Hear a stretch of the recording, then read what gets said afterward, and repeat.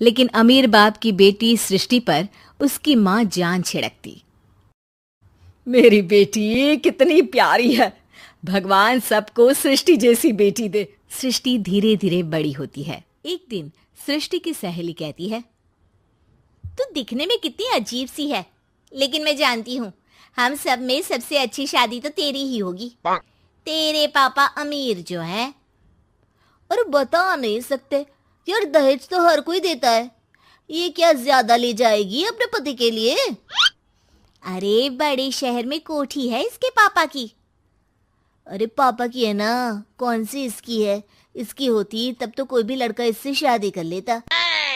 अरे पापा की मतलब पापा की है तो मेरी ही है ना? किसने कहा? अब तेरी तो तब होगी ना जब तेरा भाई ना हो। वैसे भी शादी के बाद सारी प्रॉपर्टी भाई के नाम होती है।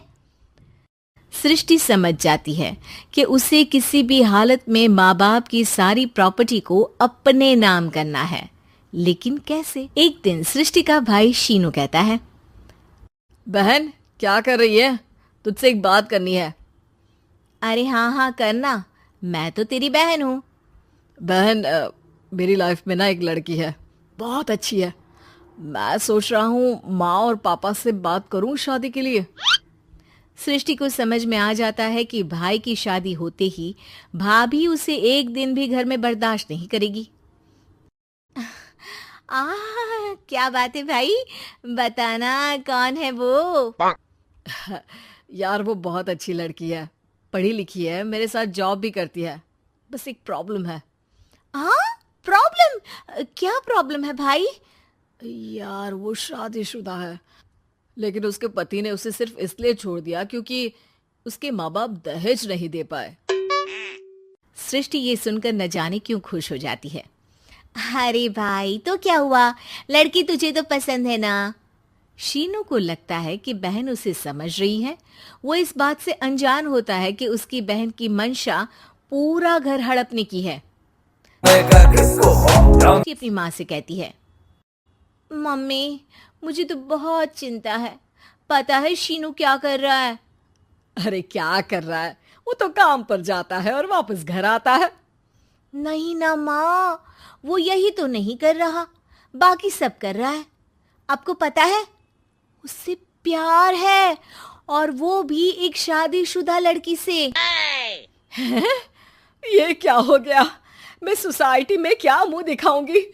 अरे तेरे पापा तो यही कहेंगे कि मैंने ही उसे बिगाड़ दिया है। माँ देखो, मेरी बात मानो, पापा पर भी विश्वास करने की जरूरत नहीं है। अब आप ही बताओ, पापा इतनी देर घर के बाहर रहते हैं क्यों? बोलो। अरे बेटा वो तो नौकरी करते हैं ना। तू बहुत भोली है माँ। पापा का ऑफिस तो 7 बजे खत्म हो जाता है, लेकिन देखो कितनी देर से आते हैं। अरे नहीं नहीं बेटा, ऐसी कोई बात नहीं है। सृष्टि माँ को एक औरत से बात करते पिता की फोटो दिखाती है। देखो माँ कैसे हैं पापा। मैं ना कहती थी कि पापा सही नहीं है। मैं तेरे पापा से बात करूंगी, दे फोटो मुझे। ओ माँ, वो तो डिलीट हो गई। लेकिन चल, तूने तो देख लिया ना। पापा से बाद में बात कर लेना, और हाँ मेरा नाम बिल्कुल मत लेना। हाँ माँ। अब क्या था कि माँ और पिता के बीच झगड़ा होना शुरू हो जाता है। सृष्टि के मन में क्या चल रहा था कोई नहीं जानता था। एक दिन माँ, सृष्टि के लिए एक लड़का देखा है, वो लोग शाम को उसे देखने आने वाले हैं। और हाँ माँ, एक खुशखबरी, मैं और पापा मिलकर एक नया बिजनेस ट्राई कर। शाम को लड़का आता है, सांवले रंग का। सृष्टि को तो बिल्कुल भी पसंद नहीं आता। लड़की की माँ कहती है, लड़की का चेहरा तो कोई खास नहीं, लेकिन अगर मेरे बेटे को आप लोग सेटल कर दें तो मैं उसकी शादी आपकी बेटी से करवा दूं। सृष्टि को लड़का बिल्कुल पसंद नहीं था। उसे भाई पर गुस्सा आ जाता है। लड़के वालों के जाने के बाद कहती है, माँ देखा शीनू मेरे लिए कैसा लड़का लेकर आया, न दिखाने लायक न सुनने लायक, सेटल भी नहीं, वो भी हम करे। अरे माँ मैं जानती हूँ ये मेरी शादी किसी भी घर में क्यों करवाना चाहता है। अरे कैसी बात कर रही है बहन? तूने तो देखा ना, लड़के को मैंने ही मना कर दिया तुझसे शादी के लिए। जिसने लड़का बताया था उसने उसकी बहुत तारीफ की थी। बात आई गई, लेकिन सृष्टि का मन शांत नहीं होता। क्या करूं, कुछ समझ में नहीं आ रहा। मेरी शादी हो गई तो ये लोग पूरी प्रॉपर्टी शीनू के नाम कर देंगे, मेरे हाथ तो कुछ लगेगा ही नहीं। तभी सृष्टि को आइडिया, वो किसी वकील को फोन करती है। जी देखिए, अगर आपके मम्मी पापा का तलाक हो जाता है तो आपके पिता की आधी प्रॉपर्टी आपकी माँ के नाम हो जाएगी, फिर उसे वो किसी को भी दे सकती है। सृष्टि अब माँ को बेटे के खिलाफ भरती है। माँ, शीनू पर नजर रखा करो, वो जिस लड़की के प्यार में है ना वो शादीशुदा है।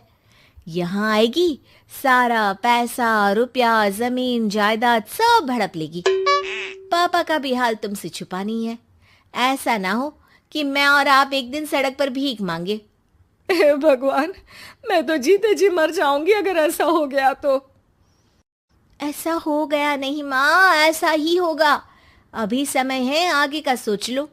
मैं तो कहती हूँ पापा से आधी प्रॉपर्टी लेकर अलग हो जाओ। पापा की आधी प्रॉपर्टी भी हम लोगों को अगर मिल जाती है ना तो अगले 7 जन्म सफल समझो। माँ बेटी के कहने पर पति से तलाक लेकर अलग। सृष्टि अब पैसों से गाड़ी और अपने दूसरे महंगे शौक पूरे करने लगी। उसके दोस्त भी उसके पैसे इस्तेमाल कर। सृष्टि, कल तुम कहाँ थी? मैं सारा दिन घर पर अकेली थी। तो मैं क्या करूं? मैंने ठेका तो नहीं लिया है ना तुम्हें संभालने का। माँ को सृष्टि से ये उम्मीद नहीं थी। वो बैठकर रोने लगती है। वहीं उसका पति यानी कि सृष्टि के पिता आ जाते हैं। मैं जानता था कि तुम्हारा यही हाल होगा, तो आपने मुझे रोका क्यों नहीं? मैं रोकता तो तुम रुकती क्या? सृष्टि के कहने पर तुमने मुझ पर अपने बेटे पर शक किया, लेकिन तुम ये भूल गई कि कैसे हम दोनों ने मिलकर जीवन में इतना सब खड़ा किया। माँ पति के गले लग जाती है। मुझे माफ कर दीजिए, मैंने आपकी कमाई का एक बड़ा हिस्सा गवा दिया। कोई बात नहीं, तुम साथ हो तो मैं ऐसी 7 प्रॉपर्टी खड़ी कर दूं। तभी वहां सृष्टि आ जाती है रोते हुए। माँ, मयंक ने मुझे छोड़ दिया। वो बोल रहा था जब तक मेरे पास पैसे थे तब तक ही वो मेरे साथ था। पापा, माँ, मुझे माफ कर दीजिए।